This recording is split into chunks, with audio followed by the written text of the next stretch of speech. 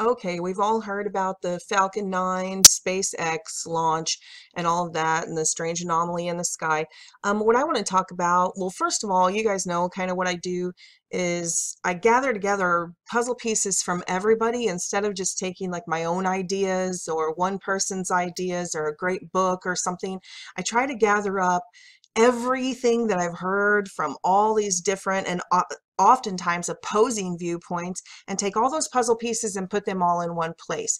So this is far from all the puzzle pieces, but this is several puzzle pieces about the anomalies surrounding this event.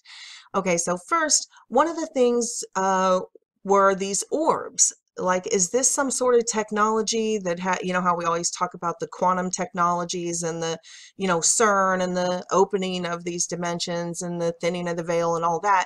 Well, surrounding this SpaceX launch, if that's what it is, and we all know, you guys save it, please save it. I've heard the official narrative. We've all heard the press release.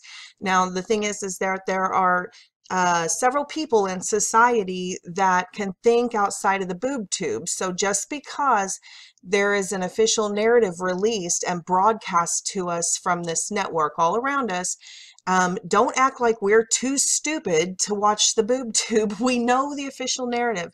Here, we want to talk about things that go beyond, you know, we want to think outside of the box.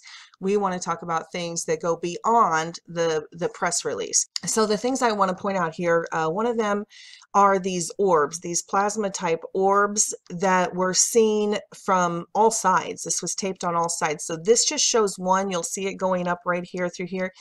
But there were objects reported all around it.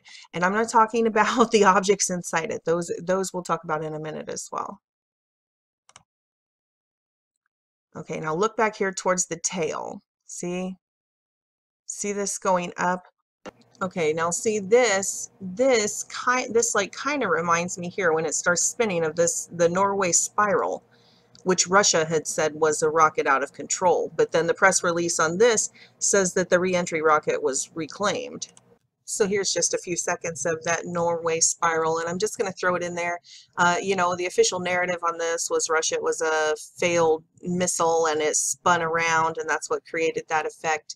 But notice the color and the teardrop sperm looking shape of it, and then this ball of light in the middle of this technology. So I thought I'd just throw it in, you know, in a pile of puzzle pieces with these things we're seeing in the sky. At least technologically, they may be related, even if they are just missile launches.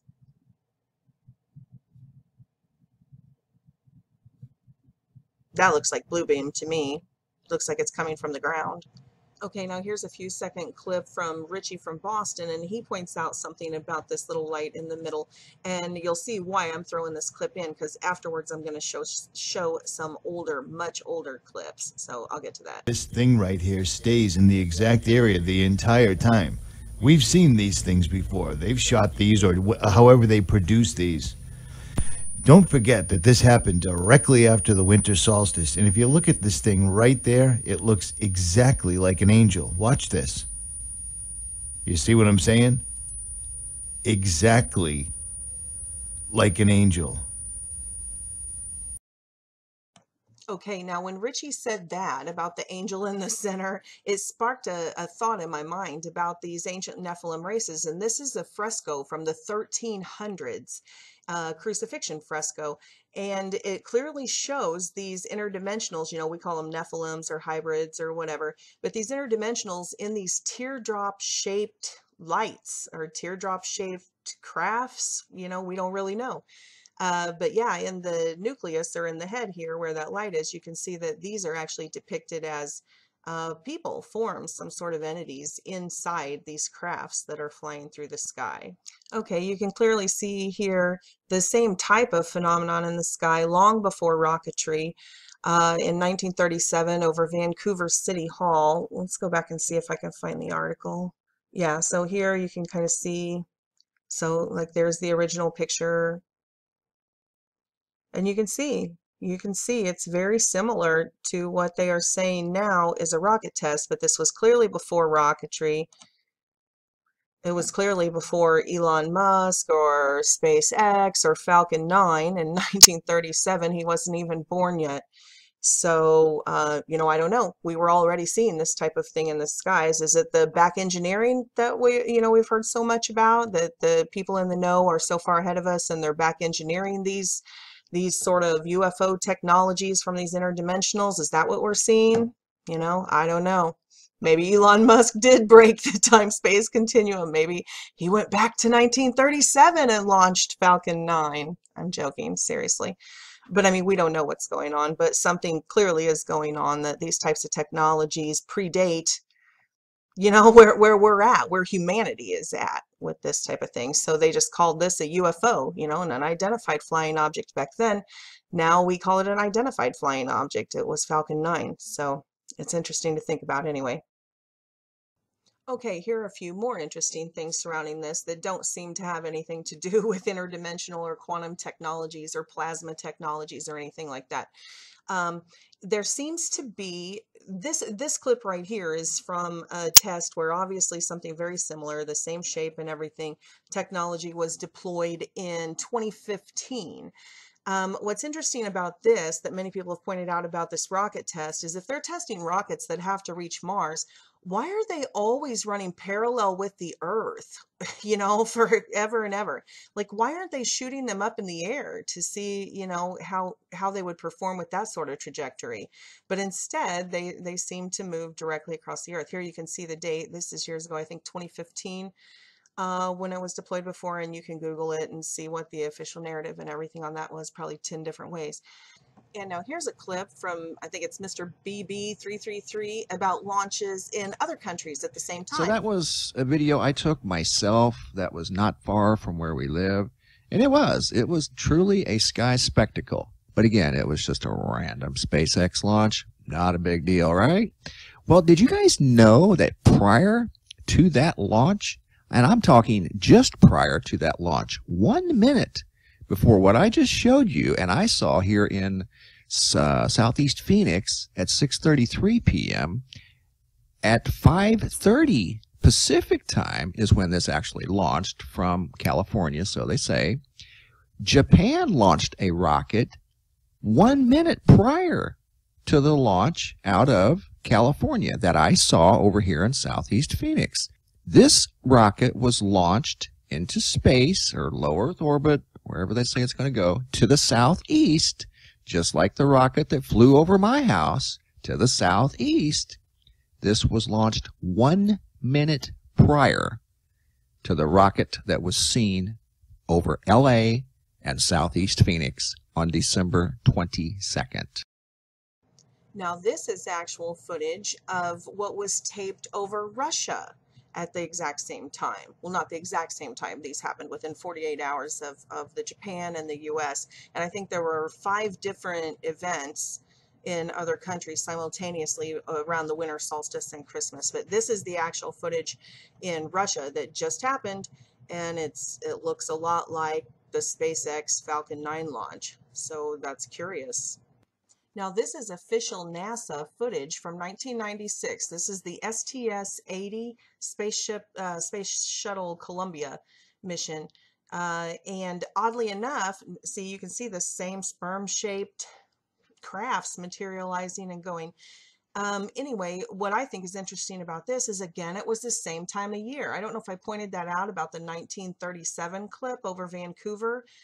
That happened at the same time during the winter solstice. This STS mission that took this footage was supposed to launch end of October, but was postponed and launched the end of November through the beginning of December, through December.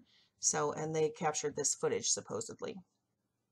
Now, going back to the more down-to-earth theories, you guys probably remember that mystery missile launch off the coast of Southern California several years ago. I think it was 2010. And the reason I'm bringing this up is about these missile launches and how they feed us these false narratives all the time. This is for those people who are like, they said it's SpaceX. What's you guys' problem? It's because of things like this. Right here, I want to show you that they first told us, well, first everybody denied they knew what it was. Then all of a sudden it was a mirage. It was just a cloud. Then they said, oh, it was contrails at like under 500 feet off the surface of Earth, which everybody knows contrails from a plane would never do that. Then, it was just one thing after another.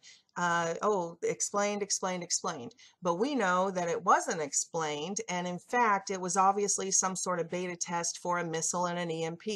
And I'm going to show the news coverage here and how it juxtaposes against an event where a cruise ship in the very same place this was launched lost all power right now, that same looks exact like day. A mystery missile.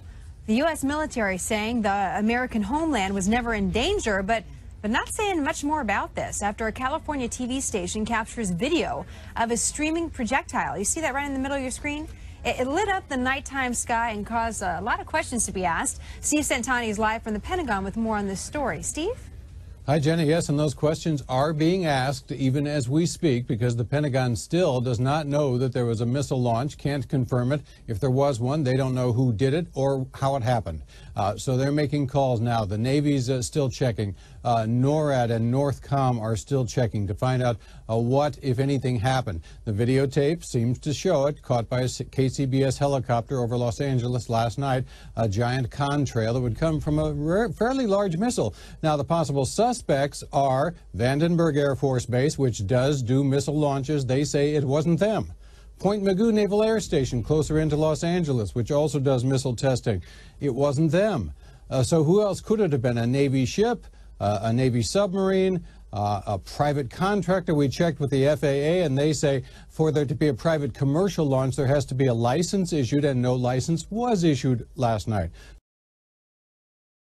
Look, this is not an airplane because of the plume and the way you see that plume. Airplanes do not con at sea level or 5,000 feet like that. I spent 35 years flying fighters, and I never saw an airplane con like that. That is a missile. It's launched from a submarine, and you can see it go through a correction course, and then it gets a very smooth trajectory, meaning that the guidance system is now kicked in. It's going at about 45 degrees away from you. That's why you're not seeing a lot of vertical velocity. General, are you 100% certain? Sean, I've watched that film 10 times. I've watched 15 other Trident films, SM-3s, Standard Missile 3s, and TLAM launches. I am absolutely certain that that is not an aircraft. And then mysteriously, at the very same time, November 9th, 2010, here we go again, a Carnival cruise ship in the very same place off the coast of Southern California loses power. So, the cover story is, an engine burned up and, blah, blah, blah. They had no power for 3 days and had to be towed in and all of this stuff. But again, my point is, clearly they lie to us. Clearly that was an EMP test. And it doesn't look like it was the United States testing their missiles to, use EMP technologies to knock out the power on ships, on military ships, I'm sure. But this beta test was done over this cruise ship right there. So, I mean, you can say they're not related, and that's up to you. You are entitled to your own opinion, but I guess that's what I'm getting at with this, saying that this missile launch in Russia and the missile launch in Japan and the missile launch over the coast of California, all within like a day or 48 hours of each other, right here at the Christmas holiday, right at the winter solstice. You can say they're all unrelated, just like you can say this mystery missile launch off the coast of Southern California was completely unrelated to this ship losing power at the very same time. You can believe what you want. All I'm going to do is throw out some puzzle pieces and, take it for what it's worth. But to me, I think that it's clear that this missile off the coast of California was related to the power outage on this ship, and it's clear to me that all 3 of these missile launches with Japan, Russia, and the United States were not just Elon Musk doing his SpaceX.